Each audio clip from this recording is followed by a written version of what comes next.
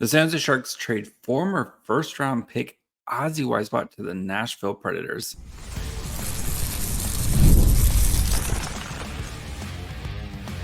You're Locked On Sharks, your daily podcast on the San Jose Sharks, part of the Locked On Podcast Network, your team every day. Hello, welcome to a quick edition of Locked On Sharks, the premier podcast of your favorite team in the Bay Area. My name is JD Young, of course, the caretaker at the Reef, also co-host of the Western Conference Tuesdays episodes of the Locked On NHL show. I want to thank you for hanging out for a quick, we're going to do like 10 minutes here on Ozzy and the Sharks acquiring Egor Afanasyev from the Nashville Predators. So, full episode coming tomorrow. We'll have more kind of actual draft stuff and we'll talk about prospects and all that fun stuff. But I wanted to kind of, again, spend 10 minutes talking about Ozzy Wiesblatt and kind of maybe the lessons learned here from San Jose's perspective as you trade away a former first-round pick and get to know Egor Afanasyev, who the Sharks acquired from the Nashville Predators. So let's start with the Ozzy side of it. And I think we all kind of saw the writing on the wall, especially after the Sharks loaned Ozzy to the Milwaukee Admirals for their AHL playoff run here. And you know, looking at that 2020 draft, it was pretty clear that Ozzy kind of had fallen behind some of the other, guys in that draft, right? Thomas Borla, who's already played in the NHL, Tristan Robbins, who's played in the NHL as well, Daniel Gushue, who's played in the NHL, like all those guys clearly ahead of Ozzy Wiesblatt. And, Ozzy struggled to just get ice time with San Jose and when he didn't really produce much and was kind of seen more as like a forechecking kind of third line type of player. And curious to see as we, once we kind of step away from this and see how Ozzy's career continues to develop with Nashville, if this was the Sharks reached for Ozzy at, with the last pick of the first round, or the Sharks just maybe didn't do the best in putting Ozzy in a situation to succeed here. So I'm interested to kind of see how Ozzy produces. He played really well in the playoffs and, produced for them, was kind of playing, top 6 minutes for them for a good Milwaukee team that went very far in the playoffs. But just kind of one of those things with the Sharks where you see other players in that same 2020 draft class, like I mentioned, Robbins, Bordeleau, who's kind of picked a couple picks behind Ozzy Wiesblatt, Daniel Gushue, who's, a third round pick that's, I think most Sharks fans would like to see Gushue play more NHL games. And all these guys kind of surpassing Ozzy, and maybe Ozzy just wasn't a fit for what the Sharks are trying to kind of put together here. So, best of luck to Ozzy. I think he's going to be put in a kind of a better situation for him and his skill set, and maybe utilize a little bit more.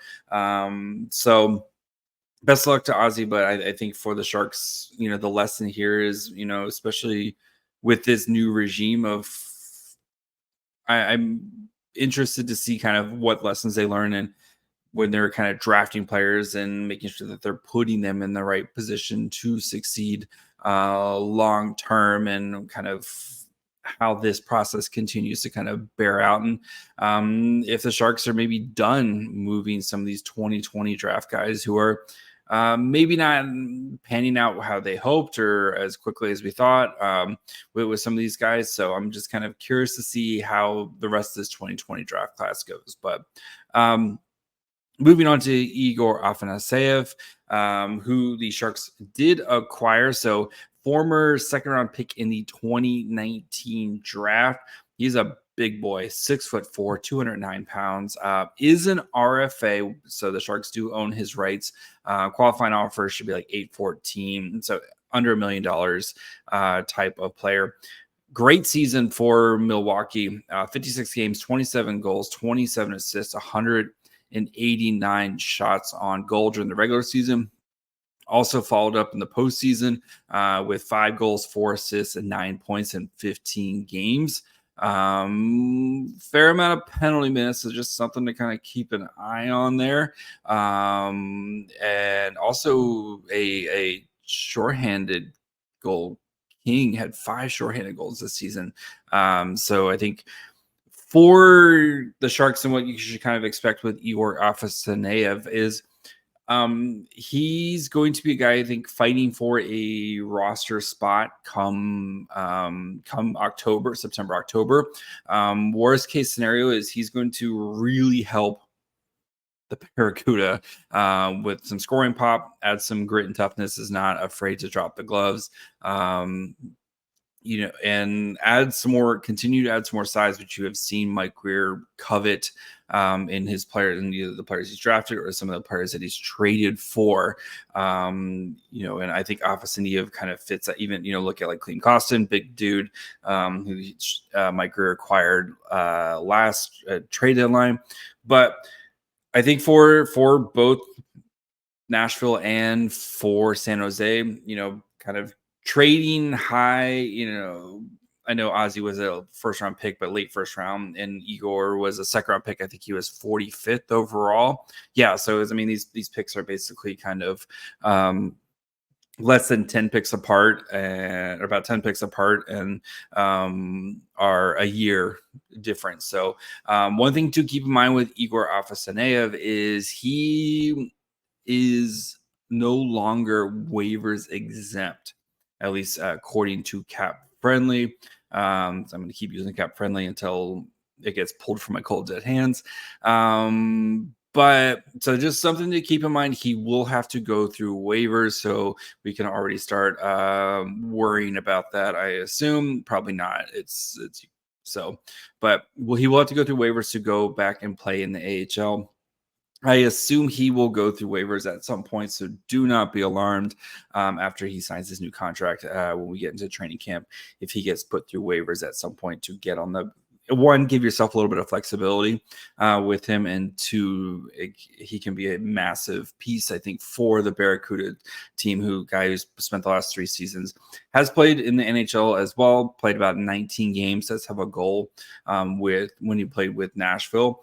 And if you're looking at a potential on the Barracuda, top line of Afanasyev, Cardwell, and Philip Beested, like that's a pretty fun first line right there. And I think those guys could all kind of play off each other really, really well.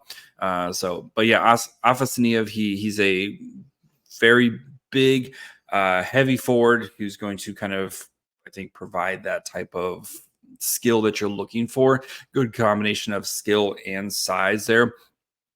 His shot is he's a quote natural shooter from McKean's, but also accomplished playmaker. Pretty decent skater for his size.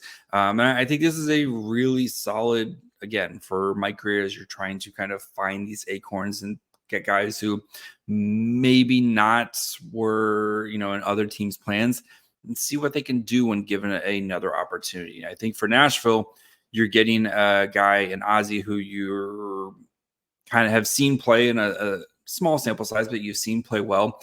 Gives you a little bit of flexibility when it comes to waivers, as Ozzy's still waivers exempt. And I think for kind of this feels very much like an AHL type of trade, but I think kind of a win-win for both, as you're kind of taking 2 players who are probably in need of a new situation and kind of giving them opportunities. So yeah, I think Afanasyev has some potential for the Sharks. I wouldn't be surprised if he does play a fair amount of games for the Sharks, but I think he's going to really help the Barracuda. One, as they try to add some younger, or some not younger, but add some more pieces to make this Barracuda team more competitive. Especially after what we've seen the past 2 seasons with the Barracuda. But then a guy like Afanasyev, who probably needs to get some NHL games here soon as well. And the Sharks roster, after the top 4 basically is, you can kind of shake it up in a boggle thing and see what comes out here. So That's gonna be it for this. We'll have an actual real episode dropping here for Monday, where I'll have my rankings of the top 10 Sharks prospects heading into the draft, including my honorable mentions. So make sure you guys are following wherever you get podcasts. And of course, you can watch on YouTube as well. Follow the show on Twitter, Facebook, and Instagram at Locked On Sharks. Follow me on Twitter at MyFryHole. Till later. Bye, friends.